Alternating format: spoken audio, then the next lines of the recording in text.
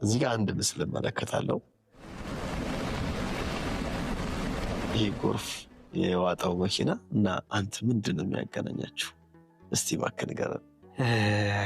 እንግዲህ መድኃኔዓለምን ለማመስገን የሚጠቅም ከሆነ ላንሳው እንጂ ብዙ አንስቼው አላውቅም። የዛሬ 9 ዓመት ይመስለኛል አሳሳ ወደምትባል ከተማ ለአገልግሎት ሄደን ነበር።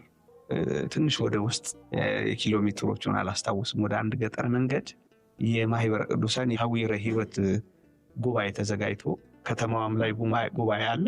ወደ ገጠር ከተማም ጉባኤ ነበረ እና የኦሮምኛ መምህር ሰባኪ ወንድማችን መምህር ዳንኤል ቡላ ነበረ።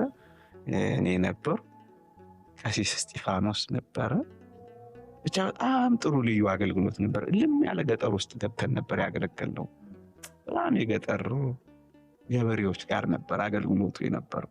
ሙሉ ቀን ነበር እዛ የዋልነው። በጣም ጥሩ አገልግሎት አገለገል።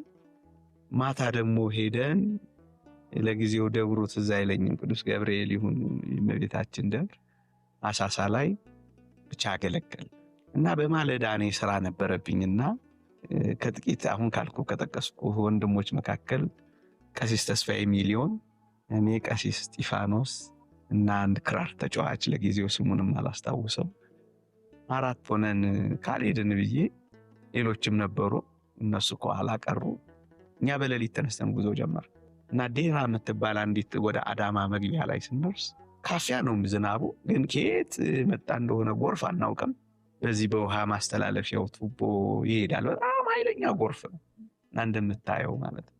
እና በጣም ነበር የሚፈጥነው። ግን የሚገርምህ አንድ ሁለት ነገር ልንገርህ እባክህ፣ ወረዲ ካነሳው ካልቀረ እኔና ቀሲስ ተስፋዬ መምህር ተስፋዬ ጨዋታ ይዘን ጋቢና መግባት ፈልገን ስንሄድ ጋቢናው አንድ ሰው ብቻ ነው ያለው። እኛ ደግሞ ጨዋታ ጀምረናል፣ ለቤተክርስቲያን አገልግሎት ሌላ እያወራን ነው። አንድ ሰው ብቻ ነው ያለውን ሲሉን ወደ ሁለተኛው ተሻገር አብረን መቀመጥ ስለፈለግ ወደ ሁለተኛውም ስንሄድ 3 ሰው ተቀምጧል። የሚይዘው 4 ነው፣ አንድ ሰው ብቻ ነው የሚቀር። አሁንም ይሄ ሊያስቀምጠን አልቻለም። ወይ እዚህና እዚህ ጫፍ ሆነን መቀመጥ ነው ያለብን፣ ጋቢና አንድ ሰው እዛ አንድ ሰው። ከዛ ከኋላ ዘማሪ እስጢፋኖስ እናንተ ደግሞ ወደ ኋላ ሆናችሁ አትቀመጡ ይለንና ወደ ኋላ ሄደን እንቀመጣለን። ቀሲስ ለብቻው እኔም ለብቻዬ ጥግ ያዝንና አልተመቸንም። ብቻ ጉዞ ጀመር እና ዴራ የምትባል ከተማ ጋር ሊደርስ ሲል ምን እንደነካው አይታወቅም። ፍሬን ያዘ ሹፌሩ፣ በጣም ልጅግር። መኪናዋ 3 ጊዜ መሽከርከር ጀመረች እና ተሽከርክሮ ያው የሆነ ቦታ ያቆማል ብለን ያሰብን። አንዴ ተሽከረከረ አላቆም እና እንጮሃለን።